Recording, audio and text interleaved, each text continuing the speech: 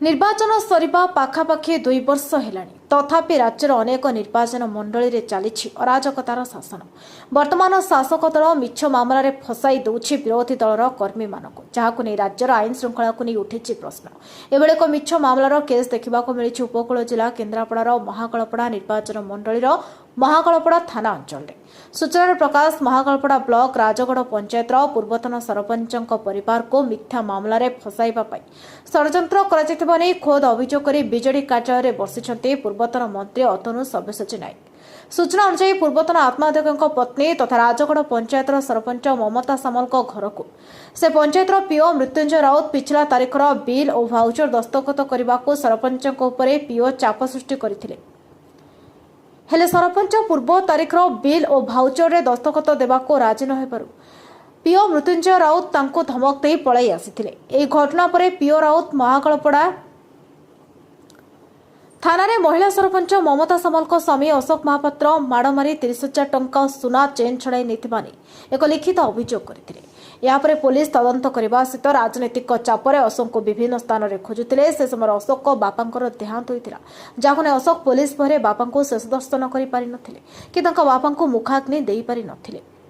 ଏହାକୁ ନେଇ ବିଜେଡି ପକ୍ଷରୁ ଆଜି ବିଜେଡି କାର୍ଯ୍ୟାଳୟରେ ମହାକାଳପଡ଼ା ବ୍ଲକର ନିର୍ବାଚିତ ପଞ୍ଚାୟତ ପ୍ରତିନିଧିଙ୍କ ସମର୍ଥନରେ ଏକ ସାମ୍ବାଦିକ ସମ୍ମିଳନୀ କରାଯାଇଥିଲା। ଏଥିରେ ମହାକାଳପଡ଼ା ପୂର୍ବତନ ବିଧାୟକ ପୂର୍ବତନ ମନ୍ତ୍ରୀ ଅତନୁ ସବ୍ୟସାଚୀ ନାୟକ ରାଜ୍ୟର ଆଇନ ଶୃଙ୍ଖଳା ରାଜନୈତିକ ଚାପରେ ପୋଲିସର ଭୂମିକାକୁ ନେଇ ବର୍ଷିବା ସହିତ ଯଦି ଅଶୋକ ମହାପାତ୍ରଙ୍କ ନାମରେ କରାଯାଇଥିବା ମିଥ୍ୟା ମାମଲା ପ୍ରତ୍ୟାହୃତ ନ ହୁଏ ତାହେଲେ ଆଗାମୀ ଦିନରେ ବିଜୁ ଜନତା ଦଳ ରାଜରାସ୍ତାକୁ ଓହ୍ଲାଇବା ପାଇଁ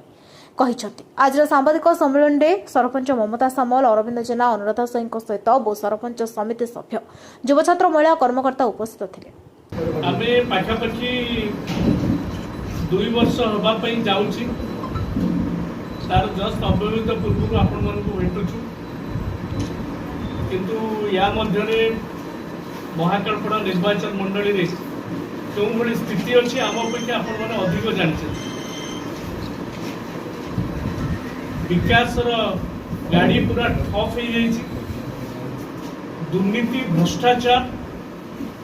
अन्याय ये बढ़ी बढ़ी चली एवं जो दल सरकार रे अच्छी से दलर किसी कुजी नेता वर्तमान ब्लॉक और पुलिस प्रशासन को नियंत्रण कर बड़ दुखर विषय। साधारण जनता को एथिपाई हैरान हरकत होगा पड़ुछि। विभिन्न स्तर में आम देखु दुर्नीति नहीं नथिबा बढ़ी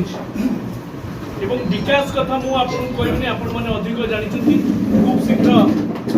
खूब कम दिन भितर बर्तन माँ रामचंडी को पर्व आरंभ हम। कोटी कोटी टंका से पीठर उन्नति पे दिया जाइथिला। कौन अवस्था अच्छी वर्तमान आपण माने अनुध्यान करूँ कौन पे पड़ी रही क्या पॉकेट को से पैसा जाऊँगी कौन जाऊँगी से संपर्क में एटी गोटे विराट सूचना कर दिग को मुझे किंतु एटी जो माने प्रतिनिधि अच्छा विधायक अच्छा पार्टी किसी भी बाहर जो आंध्र को चलीगला कार्यक्रम आरंभ है। मुझे दिग को आज आलोचना करने जाऊनी, परवर्ती पर्याय आम आलोचना करूँ। किंतु आज सबुठ बड़ कथा हूँ ब्लॉक ऑफिस एवं थाना एगुड़िक बीजेपी कुजी नेता को नियंत्रण कर जहाँ को इच्छा ताकू से माने मिथ्या मोकदमा देकर हैरान हरकत कर विशेषकर बिजु जनता दल समर्थित जो मैंने अच्छा हैरान हरकत करा ब्लॉक रे किभली भाव में दुर्नीति पूरा शीर्ष को छुई काम तो होनी से संपर्क में आपण को आम जो खबर गुड़िक आम आरटीआई थ्रू रे अन्य थ्रू रे कलेक्शन करूँ आमर प्रतिनिधि माने खूब शीघ्र से विषय आपण को जड़ेबे। किंतु सबुठ दुखर कथा पात्र जे पूर्वतन आत्मा कमिटी चेयरमैन एवं पंचायत प्रतिनिधि थिले जड़े भल लोक हिसाब से भल समाज से हिसाब से सुनाम रही एवं आत्मा कमिटी थिला बेले तांको विरुद्ध में कौन अभियोग आसी विरुद्ध में गोटे मिथ्या मोकदमा देकरी हैरान हरकत कराई। केवल नुहे आमर अन्य प्रतिनिधि माने जो माने अच्छा हैरान हरकत कराई। सबुठ दुखर कथा निकट में बापा स्वर्गारोहण कले एवं पुलिस एपरी भाव में अवस्था कला से शेषकृत्य बापा शेषकृत्य पहुंची पारे ना ये गोटे मात्र उदाहरण ये अनेक घटना घटू तेणु यार प्रतिवाद करने विजु जनता दल निष्पत्ति नहीं आम समस्ते आज जिला परिषद मेंबर सरपंच समिति सभ्य दलर जो मैंने तुंग नेता मैंने अच्छा आम बस आलोचना करूँ आगामी दिन में ए दिगरे निश्चित भाव में न्यायोचित भाव में लड़ई कर ये घटना संपर्क में मुझे जिलापाल सहित आलोचना करी आसंता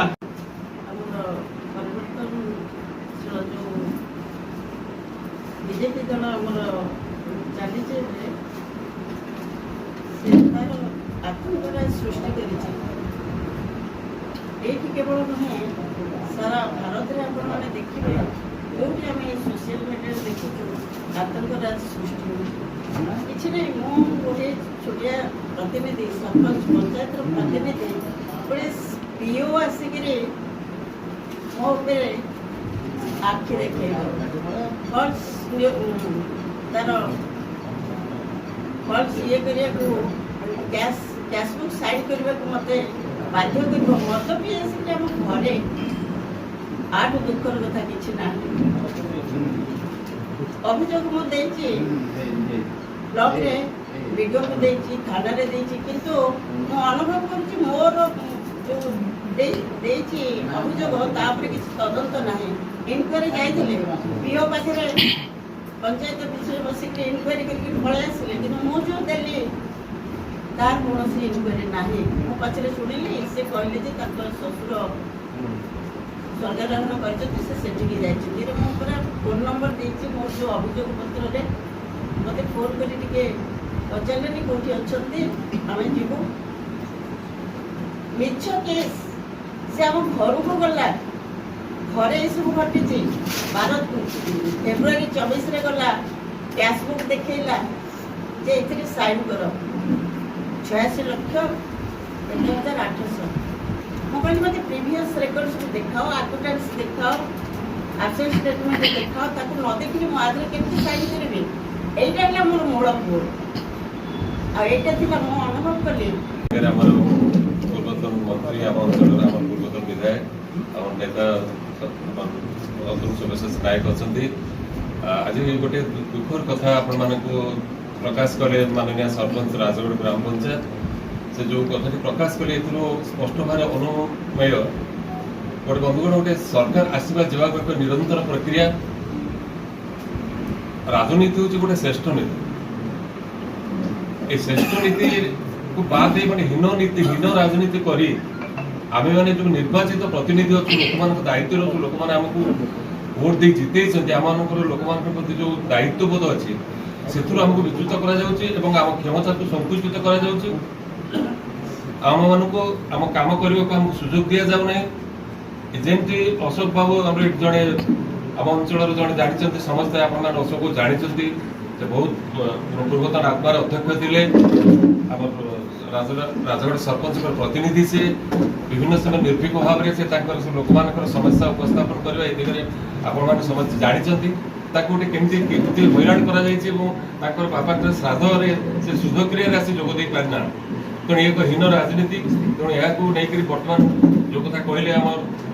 माननीय पूर्वतन विधायक आम कहले अतुल बाबू कहले माननीय जिलापाल नजर को आनी तो 14 तारीख भितर कौन से यार समाधान कर निहाती दरकार अच्छे ना आम दल तरफ आम निश्चित भाव राजरास्ता बोले दृढ़ भाव में प्रतिवाद कर सहबार गोटे सीमा अच्छी जो सीमा समस्त सीमा अतिक्रम करगला तेणु यहाँ निश्चित भाव में नजर देवा प्रशासन पाखे दाबी रखी धन्यवाद। केन्द्रापड़ा दीप्तरंजन महांती रिपोर्ट नायवती टीवी।